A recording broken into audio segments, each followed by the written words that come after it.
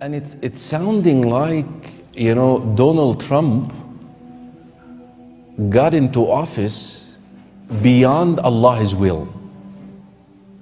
As if Allah did not will it and Donald Trump challenged Allah. Wallahi, this is how it's sounding. Wal-ayadu billah. Allah subhanahu wa ta'ala says in the Quran, قُلِ اللَّهُمَّ مَالِكَ الْمُلْكِ. Allah is the owner of al-mulk, of the kingship.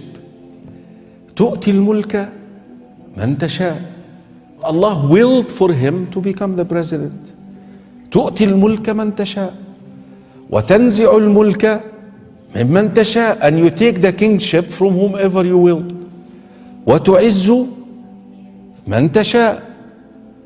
And you honor, dignify whom you will. وَتُذِلُّ.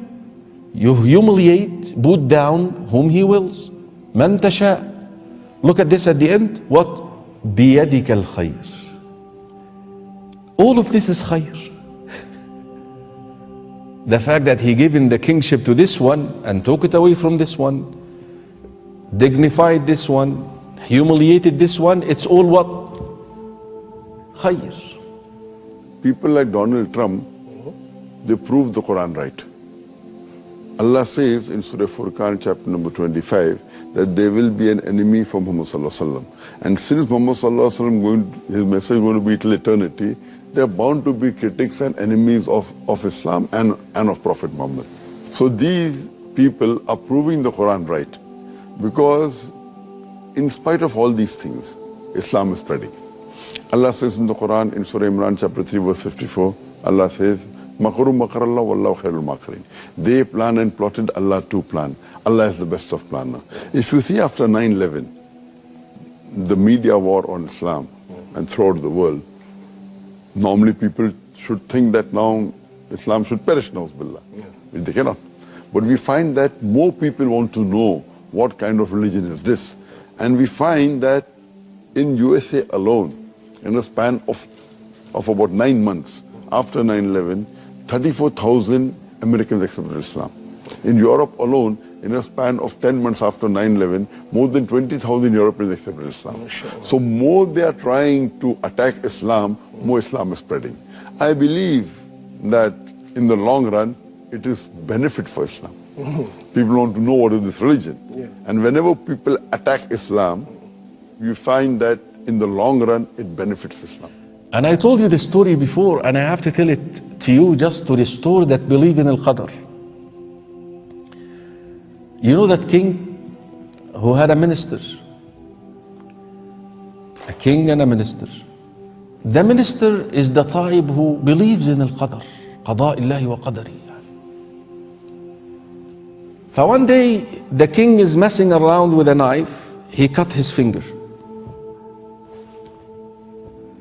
The minister said, خير إن شاء الله. This is good إن شاء الله. الرجل believe يعني ما. The king got upset and he said, what good in me cutting my finger? Take him to jail. Put him in jail. Arrest him. So they arrested him. He was placed in jail. So in his way to jail, he said what? خير إن شاء الله. It's good inshallah. There is goodness in this one too inshallah. It was the habit of the king and minister that every week they go out to hunt and have a nomad kind of lifestyle. Of course he doesn't have his minister. The minister used to be the one who leads his way. He doesn't have him this time. He got lost in the jungle. He got arrested by a group of Bedouin who used to worship idols.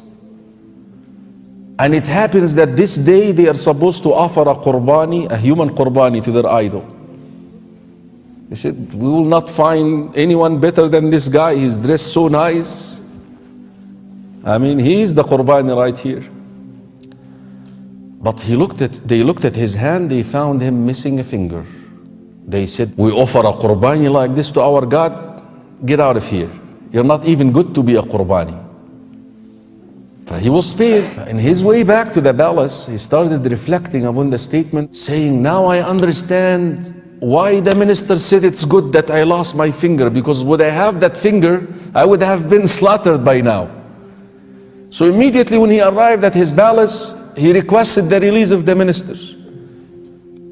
He said, listen, I understood why you said khair, but what is good in you going to jail? He said, would I have been with you on that journey, I would have been the qurbani. So it's all good. This is the style of Iman. This is, ya ikhwa, the asset of faith. This is what faith provides for a believer that no one else can give.